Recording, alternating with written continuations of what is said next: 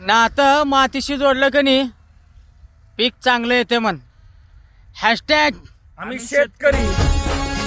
तुझ्या वार भावार कणा मराठीचा तू कैवारी तू अस्मिता कीर्ती तू अभिमान.